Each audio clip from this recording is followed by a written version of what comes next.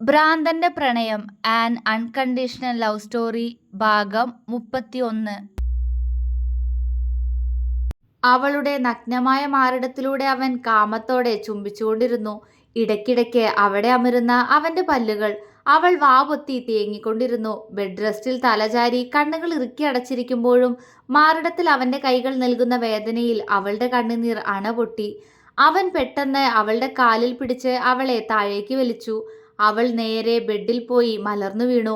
അവൻ അവളുടെ നഗ്നമായ ശരീരം കാമം കത്തുന്ന കണ്ണുകളോടെ വീണ്ടും വീണ്ടും നോക്കുന്നതിനോടൊപ്പം അവന്റെ കൈകൾ അവളുടെ ശരീരത്തിലുടനീളം വേദനയോടെ അമർന്നുകൊണ്ടിരുന്നു. വേണ്ട, അവൾ വിതുമ്പലോടെ പറഞ്ഞു. മിണ്ടാതെ കിടക്കടി, അല്ലെങ്കിൽ നിനക്ക് അറിയാലോ എന്നെ. അവള് കരഞ്ഞതും അവൻ അവൾക്ക് നേരെ ശബ്ദമുയർത്തി. അവൾ പേടിയോടെ തലകുലുക്കി. അവൻ അമർത്തി മൂളിക്കൊണ്ട് അവളുടെ നഗ്നമായ ശരീരത്തിലേക്ക് അവന്റെ നഗ്നദേഹത്തോടെ അമരുന്നതിനോടൊപ്പം വേദനയോടെ അവളിലേക്ക് ആഴ്ന്നിറങ്ങിയിരുന്നു. ഇന്ദ്ര, വേണ്ട, എനിക്ക് നോവുന്നു, അവൾ വേദനയോടെ പറഞ്ഞു. അടങ്ങിക്കിടക്ക് ഗൗരി, എന്റെ സ്വഭാവം ഇളക്കരുത് നീ. അവൻ ദേഷ്യത്തോടെ അവളുടെ കവിളിൽ കുത്തിപ്പിടിച്ചു. അവളിൽ ഉയർന്നു താഴ്ന്ന ദേഹത്തിൽ വേദന മാത്രം ഗൗരി അറിഞ്ഞു. അവളുടെ കണ്ണുകൾ മാത്രം അപ്പോഴും തോർന്നില്ല. അവന്റെ കിതപ്പുകൾ അവളിൽ അവസാനിച്ച നേരം അവൻ അവളെ ഒന്ന് നോക്കിക്കൊണ്ട് പുച്ഛത്തോടെ അവളിൽ നിന്നും എഴുന്നേറ്റു മാറി. വേദനയോടെ ഞെരങ്ങി അവൾ ഹെഡ്ബോർഡിലേക്ക് ചാരിയിരുന്ന് പുതപ്പുകൊണ്ട് ദേഹം മറച്ചു. കണ്ണിൽ നിന്നും കണ്ണുനീർ ഒഴുകിയിറങ്ങി. ടേബിളിലിരിക്കുന്ന ജഗ്ഗിൽ നിന്നും വെള്ളം കുടിച്ചുകൊണ്ട് അവൻ അവളെ നോക്കി. ഡി, നിനക്ക് വെള്ളം വേണോ? ഇന്ദ്രൻ അവളെ മൊത്തത്തിലൊന്ന് ഒഴിഞ്ഞു നോക്കിക്കൊണ്ട് ചോദിച്ചു. അവൾ വേണ്ട എന്ന് തലയനക്കി. അവൻ ബെഡിന് താഴെ കിടക്കുന്ന അവന്റെ മുണ്ടെടുത്തുടുത്തുകൊണ്ട് അവൾക്കടുത്തേക്കിരുന്നു. അവളുടെ മുഖം പിടിച്ചുയർത്തി അവൻ അവളുടെ രണ്ട് കവിളിലും മാറി മാറി നോക്കി. അവനെ തടയാൻ ശ്രമിച്ചവൾ അറിഞ്ഞ അവന്റെ കൈക്കരുത്ത്. മിണ്ടാതെ അടങ്ങിക്കിടന്ന് തന്നിരുന്നെങ്കിൽ നിനക്കിങ്ങനെ എന്റെ കയ്യിൽ നിന്ന് തല്ല് വാങ്ങേണ്ടി വരില്ലായിരുന്നല്ലോ ഗൗരി, അവൻ പുച്ഛത്തോടെ അവളോട് ചോദിച്ചു. ആത്മഹത്യ ചെയ്യാൻ എനിക്ക് പേടിയായിട്ട് ഇന്ദ്ര. നിനക്കെന്നെന്ന് കൊന്നു തരാമോ? അവൾ പൊട്ടിക്കരഞ്ഞുകൊണ്ട് അവനോട് ചോദിച്ചു. അവന്റെ ചുണ്ടിൽ പുച്ഛച്ചിരി. കഴിഞ്ഞ 4-5 മാസമായിട്ട് നീ സ്ഥിരം പറയുന്ന കാര്യല്ലേ ഇത്? ഇനിയും മതിയാക്കാനായില്ലടി പുല്ലേ നിനക്ക് ഈ സംസാരം, അവൻ ദേഷ്യത്തോടെ ചോദിച്ചു. ഞാൻ എന്ത് തെറ്റ ഇന്ദ്ര നിന്നോട് ചെയ്തേ? അതുമാത്രം എനിക്കിപ്പോഴും അറിയില്ല. എന്തിനാ നീ എന്നെ ഇങ്ങനെ ദ്രോഹിക്കുന്നേ? അവൾ മുഖം പൊത്തി പൊട്ടിക്കരഞ്ഞുപോയി. നിനക്കറിയില്ലേ? അറിയില്ലേന്ന് അവൻ അവളുടെ മുടിക്ക് കുത്തിപ്പിടിച്ചുകൊണ്ട് ചോദിച്ചു. ആ, അവൾ വേദനയോടെ തലയിലിരിക്കുന്ന അവന്റെ കൈയുടെ മുകളിൽ കൈവച്ചു. അവൻ ദേഷ്യത്തോടെ അവളെ പുറകിലേക്ക് തള്ളി. അവൾ പുറകിലേക്ക് ചാരിയിരുന്നു. കണ്ണുകൾ അപ്പോഴും നിർത്താതെ പെയ്തുകൊണ്ടിരുന്നു. ഇന്ദ്രൻ ദേഷ്യത്തോടെ അവളെ നോക്കി. മാളു, അവളോട് എനിക്കുള്ള ആഗ്രഹം നിനക്കറിയാവുന്നതല്ലേ ഗൗരി? എന്നിട്ടും നീ എന്നെ ചതിച്ചില്ലേ? അവൻ പല്ല് കടിച്ചുകൊണ്ട് ദേഷ്യത്തോടെ അവളോട് ചോദിച്ചു. ഞാൻ നിന്നെ ചതിച്ചിട്ടില്ല. അന്ന് വിനോട്ട മാളവികയോട് അവളെ ഇനി വിനോട്ടിന്റെ മുന്നിൽ കാണരുതെന്ന് പറഞ്ഞപ്പോൾ ഞാൻ കരുതി അവൾ നിങ്ങളുടെ വീട്ടിലേക്ക് തന്നെ മടങ്ങി വരുന്നു. അതുകൊണ്ടാ മാളവികയെ നിന്റെ കയ്യിൽ ഞാൻ ഏൽപ്പിക്കാൻ പോണു. അവളുടെ ശരീരം നീ തിന്നുകയോ കൊല്ലുകയോ ചെയ്യേ, ഉടനെ എത്തിക്കാമെന്ന് ഞാൻ നിനക്ക് മെസ്സേജ് അയച്ചേ. പക്ഷേ വല്യമ്മ ഹരിയേട്ടനെ വിളിച്ച് വിനോട്ടം പറഞ്ഞ കാര്യങ്ങൾ പറഞ്ഞത് ഞാൻ അറിഞ്ഞപ്പോഴേക്കും ഒരുപാട് വൈകിപ്പോയി. അമ്മയാ പിന്നീട് അത് എന്നോട് പറഞ്ഞേ. അപ്പോഴാ ഞാൻ അറിയണത്. അന്ന് വിനോദിനോടുള്ള ദേഷ്യത്തിന് ഹരിയേട്ടൻ മാളവികയെ സ്വന്തം വീട്ടിലേക്ക് കൂട്ടിക്കൊണ്ടുപോകാൻ നിന്നതാ. ഹരിയേട്ടൻ അന്ന് വിനോദിനോട് ദേഷ്യത്തോടെ എന്തൊക്കെയോ പറഞ്ഞ് വഴക്കായിരുന്നു. കൂട്ടത്തിലെ വല്യമ്മയുടെയും മാളുവിൻ്റെയും കൂടി കെട്ടിപ്പിടിച്ചുകൊണ്ടുള്ള കരച്ചിൽ കൂടി ആയതും അവൾ അവിടെ നിന്ന് കൊണ്ടുപോകാൻ വിനോട്ടൻ സമ്മതിച്ചില്ല. അല്ലെങ്കിലും വിനോദിന് അവൾ അവിടെ നിന്ന് പറഞ്ഞു വിടാനൊന്നും ഉദ്ദേശമില്ലായിരുന്നു. പക്ഷേ അന്ന് എന്തിനാ മാളുവിനോട് അങ്ങനെയെല്ലാം വിനോട്ടൻ പറഞ്ഞതെന്ന് ഇപ്പോഴും അറിയില്ല. എന്നിട്ടും ഞാൻ പലതവണ മാളവികയെ കാണാൻ അങ്ങോട്ട് പോയിരുന്നു. അവളെ പുറത്തേക്ക് കൊണ്ടുവരാൻ ശ്രമിച്ചിരുന്നു. പക്ഷേ കോളേജും വീടും മാത്രമായിട്ട് ഒതുങ്ങിപ്പോയിരുന്നു അവള്. നീയും നിന്റെ അമ്മയും അച്ഛനും എല്ലാം വന്നിരുന്നല്ലോ അങ്ങോട്ട്. നിന്റെ അച്ഛൻ ഇപ്പോഴും അവിടെ നിന്ന് പണം വാങ്ങിക്കുന്നുണ്ട്. ഇപ്പോൾ പിന്നെ മാളു വിനോദന്റെ ഭാര്യയാണെന്ന് പറഞ്ഞു കൊടുക്കുമെന്ന് പറഞ്ഞിട്ടല്ലേ ഭീഷണി. നീ വിനോദിനോട് സംസാരിച്ചില്ലെന്നേ ഉള്ളൂ. പരസ്പരം കണ്ടിട്ടുണ്ടല്ലോ രണ്ടാളും. എല്ലാം ഞാൻ നിന്നോട് പറഞ്ഞതല്ലേ ഇന്ദ്ര. എന്നിട്ടും നീ എന്തിനാ മാളവികയെ കൊടുക്കാൻ ഒരു പദ്ധതി ഉണ്ടെന്നും നേരിട്ട് പറയാമെന്നും പറഞ്ഞ് ഇതേ ഹോട്ടലിലേക്ക് 5 മാസം മുന്നേ എന്നെ വരുത്തിയേ. എന്നിട്ട് ജ്യൂസ് തന്ന് മയക്കിക്കിടത്തി. നീ എന്നെ. അത്രയും പറഞ്ഞപ്പോഴേക്കും ഗൗരി പൊട്ടിക്കരഞ്ഞു പോയിരുന്നു. ഇന്ദ്രന്റെ ചുണ്ടിലപ്പോഴും പുച്ഛച്ചിരി മാത്രമായിരുന്നു. കഴിഞ്ഞോ? അവൻ പുച്ഛത്തോടെ അവളോട് ചോദിച്ചു. അവൾ കരഞ്ഞു കലങ്ങിയ കണ്ണുകളുമായി അവന്റെ മുഖത്തേക്ക് നോക്കി. എന്താടി പുല്ലേ, നിന്റെ കരച്ചിൽ കഴിഞ്ഞോന്ന്? ഇതിപ്പോ നിന്റെ ശരീരം ഞാൻ നിന്റെ അനുവാദമില്ലാതെ പ്രാപിച്ചതിനാണല്ലോ നീ ഈ കിടന്ന് ഡയലോഗ് അടിക്കുന്നേ.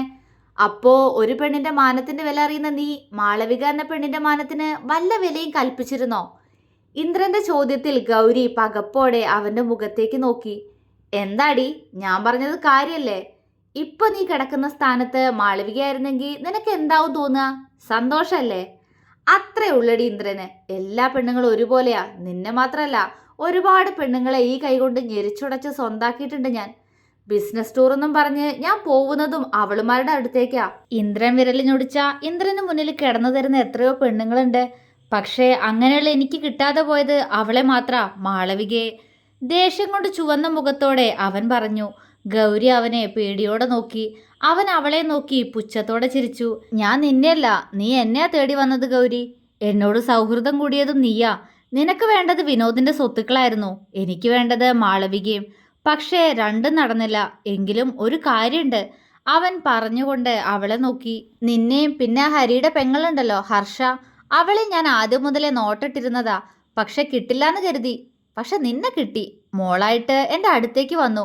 അവൻ അവളുടെ കവിളിലൊന്ന് അമർത്തിപ്പിടിച്ചു. അവൾ കരഞ്ഞുപോയി. അവൻ അവളുടെ കവിളിൽ നിന്നും കൈയെടുത്തു. മാളവികയെ സ്വന്താക്കുന്നതിന് മുന്നെയോ അല്ലെങ്കിൽ അതിന് ശേഷമോ നിന്നെ സ്വന്താക്കണമെന്ന് ഞാൻ എന്നോ കണക്ക് കൂട്ടിയതാ. പക്ഷേ അന്ന് നീ മെസ്സേജ് അയച്ചിട്ട് മാളവിക ഇന്നല്ലെങ്കിൽ നാളെ വരുന്ന കരുതി കാത്തിരുന്ന ഞാൻ വിഡ്ഢിയായി. അതാ ഒരു പ്ലാൻ ഉണ്ടെന്ന് പറഞ്ഞ് ഞാൻ നിന്നെ ഇതേ ഹോട്ടലിലേക്ക് വിളിപ്പിച്ചേ. നിന്നെങ്കിലും എനിക്ക് ആസ്വദിക്കണ്ടേ? അവൻ പുച്ഛിച്ചു. അവൾ അവനെ ദേഷ്യത്തോടെ നോക്കി. എൻ്റെ പ്ലാൻ എന്താണെന്ന് അന്ന് ഹോട്ടലിൽ ബോധം വന്നപ്പോൾ മോൾക്ക് മനസ്സിലായി കാണുമല്ലോ അല്ലേ? അവൻ അവളെ നോക്കി പുച്ഛത്തോടെ ചോദിച്ചു. അവൾ നിറഞ്ഞ കണ്ണോടെ അവനെ നോക്കി. അന്ന് തൊട്ടിന്നോളം ഇന്ദ്രൻ നിന്റെ ശരീരത്തെ ആസ്വദിച്ചു കൊണ്ടിരിക്കുന്നു. എനിക്ക് മടുക്കുന്നത് വരെ ഞാൻ നിന്നെ ഉപയോഗിക്കും. മടുത്തു കഴിഞ്ഞാൽ നിനക്ക് വേണമെങ്കിൽ ഞാൻ വേറെ ആരെങ്കിലും റെഡിയാക്കി തരാം.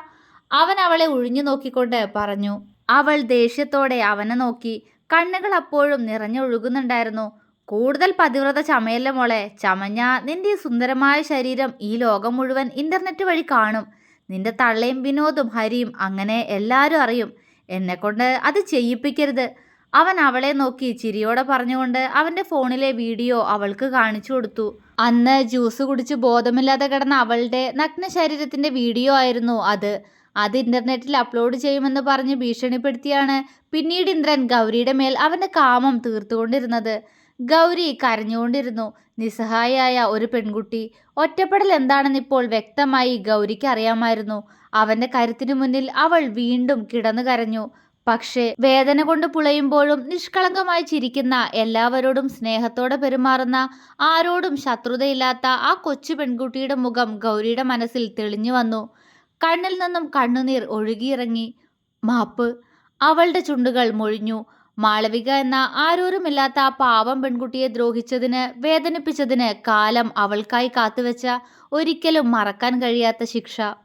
കാർ പോർച്ചിൽ വണ്ടി നിർത്തി അതിൽ നിന്നും പുറത്തേക്കിറങ്ങി അവൻ വീടിനകത്തേക്ക് നടന്നു. ഒരു വൈറ്റ് കളർ ഷർട്ടും ബ്ലൂ കളർ ജീൻസുമാണ് അവൻ്റെ വേഷം. ഷർട്ട് ഇൻസൈഡ് ചെയ്ത് ഇട്ടിട്ടുണ്ട്. കാറിൻ്റെ കീ കയ്യിലിട്ട് കറക്കിക്കൊണ്ട് അവൻ മുന്നോട്ട് നടന്നു. സിറ്റ് ഔട്ടിലേക്ക് കയറാൻ തുടങ്ങുമ്പോഴേ കണ്ടു തന്നെ തന്നെ നോക്കി പുഞ്ചിരിയോടെ നിൽക്കുന്ന അമ്മയെ. എന്നും ഇതൊരു സ്ഥിരം കാഴ്ചയായതുകൊണ്ട് അവൻ അത്ഭുതമൊന്നും തോന്നിയില്ല. അവനും അവരെ നോക്കി മനോഹരമായി പുഞ്ചിരിച്ചു. അമ്മേ. അവർക്കടുത്തെത്തിയതും അവരെ ഒരു കൈകൊണ്ട് ചേർത്ത് പിടിച്ചുകൊണ്ട് അവൻ വിളിച്ചു. എന്താ ഉണ്ണി ഇന്ന് ഇത്രയും വൈകിയേ? സമയം 8 കഴിഞ്ഞല്ലോ. അവനുമായി ഹാളിലേക്ക് നടക്കുമ്പോൾ ദേവിക മുഖം വീർപ്പിച്ചുകൊണ്ട് പറഞ്ഞു. വിനോദ് ചിരിയോടെ ആ വീർപ്പിച്ചു വെച്ച കവിളിൽ ഒന്ന് ചുണ്ടമർത്തി. ദേവിക അവന്റെ മുഖത്തേക്ക് വാത്സല്യത്തോടെ നോക്കി. ഓഫീസിൽ കുറച്ച് തിരക്കായി പോയമ്മേ. ഹരിയെ നിർത്തി ഇങ്ങോട്ട് വരാന്ന് വെച്ചപ്പോൾ അവൻ സമ്മതിക്കുകയും ചെയ്തില്ല. അവൻ പറഞ്ഞു. ദേവിക അതിന് ചിരിയോടെ തലയാട്ടി. അമ്മേ, എനിക്കൊരു കട്ടൻ വേണം, വല്ലാത്ത തലവേദന. അവൻ നെറ്റിയിൽ കൈയമർത്തിക്കൊണ്ട് പറഞ്ഞു. പെട്ടെന്ന് അടുക്കളവാതിലിന്റെ മറവിൽ ഒളിഞ്ഞു നിൽക്കുന്നവളുടെ കയ്യിലെ കുപ്പിവളകൾ ഒന്ന് കിലുങ്ങി. വിനോദിന്റെ നോട്ടം അങ്ങോട്ട് പോകുന്നതിനോടൊപ്പം വാതിൽപ്പടിയിൽ നിന്നും ഒരു കൈ അകത്തേക്ക് ഒളിക്കുന്നത് അവൻ കണ്ടു. അവന്റെ ചുണ്ടിലൊരു പുഞ്ചിരി വിരിഞ്ഞു. അയ്യോ ഉണ്ണി, നല്ല തലവേദന ഉണ്ടോ മോനെ? ദേവിക ആദിയോടെ ചോദിച്ചു. ഇല്ല എൻ്റെ അമ്മേ, ചെറിയൊരു വേദന, അത്രയുള്ളൂ. ഒരു മീറ്റിംഗ് ഉണ്ടായിരുന്നു, അതിൻ്റെയാ. ഒരു കട്ടൻ കുടിച്ചാ അത് മാറിക്കോളും. അവൻ പറഞ്ഞു നിർത്തി ഇടങ്ങണ്ണിട്ട് അടുക്കള ഭാഗത്തേക്ക് നോക്കി. അവിടെ 2 കണ്ണുകൾ തന്നെ മാത്രം നോക്കി നിൽക്കുന്നത് അവൻ കാണുന്നുണ്ടായിരുന്നു. അവൻ അവിടേക്ക് പെട്ടെന്നൊന്ന് തിരിഞ്ഞു നിന്ന് നോക്കിയതും ആ കണ്ണുകളും അപ്പോൾ തന്നെ അകത്തേക്ക് വലിഞ്ഞിരുന്നു. വിനോദിന്റെ ചുണ്ടിൽ കള്ളച്ചിരി വിരിഞ്ഞു. അമ്മ ഒരു ചായ ഇടൂ, ഞാനപ്പോഴേക്കും ഒന്ന് ഫ്രഷ് ആയിട്ട് വരാം, അവൻ പറഞ്ഞു. ദേവിക തലകുലുക്കിക്കൊണ്ട് അടുക്കളയിലേക്ക് നടന്നു. വിനോദ് മുകളിലേക്കുള്ള പടികൾ കയറി. ഒരു കൊലുസിന്റെ ശബ്ദം വളരെ അടുത്തു നിന്നും കേൾക്കുന്നത് പോലെ. ഞാൻ മുകളിലേക്ക് പോകുന്നത് കണ്ട് ഹാളിലേക്ക് വന്നിട്ടുണ്ടാവും, അവനൊന്ന് നിശ്വസിച്ചു. ഫ്രഷായി ഒരു മുണ്ടും ടീഷർട്ടും ഇട്ട് അവൻ താഴേക്ക് ഇറങ്ങി. അവൻ താഴേക്ക് ഇറങ്ങുന്നത് കണ്ടതും ഹാളിൽ ദേവികയോട് സംസാരിച്ചുകൊണ്ടിരിക്കുകയായിരുന്ന മാളു പെട്ടെന്ന് ചാടിപ്പിടഞ്ഞ് അവളുടെ റൂമിലേക്ക് ഓടിക്കയറി വാതില് ചാരി. അവളുടെ ധാവണിയുടെ ദുപ്പട്ട മാത്രമേ വിനോദിന് കാണാൻ സാധിച്ചുള്ളൂ. കൂടെ ആ കുപ്പിവളകളുടെയും പാദസരത്തിന്റെയും കിലുക്കവും. അവന്റെ നെഞ്ചു വിങ്ങി. 5 മാസം, അതെ, നീണ്ട 5 മാസം കഴിഞ്ഞിരിക്കുന്നു ആ മുഖം ഞാനൊന്ന് നേരെ കണ്ടിട്ട്. അടുക്കള ഭാഗത്തും അവളുടെ റൂമിന്റെ മറവിൽ നിന്ന് എന്നെ അവൾ നോക്കാറുണ്ടെന്നറിയാം. പക്ഷേ ഞാൻ അവളൊന്ന് കാണാൻ തല ഉയർത്തുമ്പോഴേക്കും അവൾ മറഞ്ഞു നിന്നിട്ടുണ്ടാവും. അവനൊന്ന് നിശ്വസിച്ചു. എല്ലാം ഞാൻ കാരണം. അന്നത്തെ അവസ്ഥയിൽ അതായിരുന്നു ശരിയെന്ന് തോന്നിയിരുന്നു. പക്ഷേ പിന്നീടുള്ള നാളുകൾ എനിക്ക് മനസ്സിലാക്കി തന്നു ഞാൻ അവളോട് പറഞ്ഞത് ഒരിക്കലും പറയാൻ പാടില്ലാത്ത കാര്യമായിരുന്നു എന്ന്. ചാരി വെച്ചിരിക്കുന്ന ആ വാതിൽക്കലേക്ക് ഒന്നുകൂടി നോക്കിക്കൊണ്ട് അവൻ സോഫയിൽ ദേവികയുടെ അടുത്ത് പോയിരുന്നു. എങ്ങനെയുണ്ട് മോനെ തലവേദന, കുറവുണ്ടോ? ദേവിക അവന്റെ നെറുകയിൽ തലോടിക്കൊണ്ട് സ്നേഹത്തോടെ ചോദിച്ചു. അവനൊന്ന് മൂളിയതേയുള്ളൂ. ചായ ഇട്ട് വെച്ചിട്ടുണ്ട്, അമ്മ കൊണ്ടുവന്ന് തരാം, അവനോട് പറഞ്ഞുകൊണ്ട് അടുക്കളയിലേക്ക് നടന്നു. അവൻ പതിയെ തല സോഫയിലേക്ക് ചാരി വെച്ചിരുന്നു കൊണ്ട് കണ്ണുകൾ അടച്ചു. ഇതാ മോനെ, ഇത് കുടിക്ക്. ദേവികയുടെ ശബ്ദം കേട്ടതും അവൻ കണ്ണുകൾ തുറന്ന് അവരെ ഒന്ന് നോക്കി അവരുടെ കയ്യിൽ നിന്നും ചായ ഗ്ലാസ് വാങ്ങി. ചുണ്ടോട് ആ ചായ മുട്ടിച്ചപ്പോൾ തന്നെ അതുണ്ടാക്കിയത് ആരാണെന്ന് അവന് മനസ്സിലായിരുന്നു. അല്ലെങ്കിലും ഈ കഴിഞ്ഞ മാസങ്ങളിലെല്ലാം തന്നെ അവള് തന്നെ ആയിരുന്നല്ലോ പാചകം. ഇടയ്ക്ക് അടുക്കളയിൽ അവളെ ശകാരിക്കുന്ന അമ്മയുടെ ശബ്ദം കേൾക്കാറുണ്ട്. അമ്മയ്ക്ക് അവളങ്ങനെ അടുക്കളയിൽ ജോലി ചെയ്യുന്നൊന്നും ഇഷ്ടമല്ല. ഞാനും സുമതി ഉണ്ട് ഇവിടെ ജോലി ചെയ്യാൻ, മോള് പോയി പഠിക്കാൻ നോക്ക്. സ്നേഹത്തോടെയുള്ള ശകാരം ഞാൻ കേൾക്കാറുള്ളതാ. അവളുടെ മറുപടി എന്താവുന്നറിയാൻ ഹാളിലിരുന്ന് അടുക്കളയിലേക്ക് ചെവി വട്ടം പിടിക്കാറുണ്ട്. പക്ഷേ അവളുടെ മറുപടി ഒന്നും ഇന്നോളം കേട്ടിട്ടില്ല. വെറുതെ പുഞ്ചിരിച്ചു കാണും. അതല്ലേ അവള് ചെയ്യാറുള്ളൂ. അല്ലെങ്കിലും അവളുടെ ശബ്ദമൊന്ന് കേൾക്കാൻ കൊതി തോന്നുന്നുണ്ട്. പക്ഷേ സാധിച്ചിട്ടില്ല. അന്നായിരുന്നു അവൾ എന്നോട് അവസാനമായിട്ട് സംസാരിച്ചത്. ആ നശിച്ച ദിവസം, അവളെ വാക്കുകൾ കൊണ്ട് താൻ വേദനിപ്പിച്ച ദിവസം. തൻ്റെ വേദനയിൽ അവളുടെ സങ്കടം ഓർത്തില്ല. എന്നെ കാണണ്ടേ? നെഞ്ചു നീറിക്കൊണ്ടായിരുന്നു അന്നവൾ എന്നോടത് ചോദിച്ചതെന്ന് ഇപ്പൊ എനിക്കറിയാം. അവന്റെ കണ്ണുകൾ കലങ്ങി. എന്താ ഉണ്ണി, തലവേദന കുറവില്ലേ മോനെ? ഹോസ്പിറ്റലിൽ പോണോ? അവന്റെ കലങ്ങിയ കണ്ണുകൾ കണ്ടതും ദേവിക ആകുലതയോടെ ചോദിച്ചു. ചാരിയിട്ടിരുന്ന വാതിലും ചെറുതായി തുറക്കുന്നത് അവൻ അറിഞ്ഞു. എനിക്ക് വെയ്യെന്നുള്ള ആകുലതയിൽ നോക്കുന്നതായിരിക്കും, അവൻ മനസ്സിൽ ചിന്തിച്ചു. ചുണ്ടിലൊരു പുഞ്ചിരി മൊട്ടിട്ടു. അവൻ ദേവികയെ ഒന്ന് നോക്കി. എനിക്ക് കുഴപ്പമൊന്നുമില്ല അമ്മേ, തലവേദനയെല്ലാം മാറി, ഇനി അതോർത്ത് ടെൻഷൻ അടിക്കണ്ട, അവൻ പറഞ്ഞു. അവരൊന്ന് പുഞ്ചിരിച്ചു. അവൻ ചായ ഗ്ലാസ് അടുത്തുള്ള ടീപ്പോയിൽ വെച്ച് ദേവികയുടെ മടിയിലേക്ക് തലവെച്ച് കിടന്നു. ഒന്ന് മസാജ് ചെയ്ത് താ അമ്മ, അവൻ ദേവികയെ നോക്കി കുറുമ്പോടെ പറഞ്ഞു. ദേവിക ഒരു ചിരിയോടെ അവന്റെ തലയിൽ മസാജ് ചെയ്യാൻ തുടങ്ങി. അവൻ പതിയെ കണ്ണുകളടച്ചു.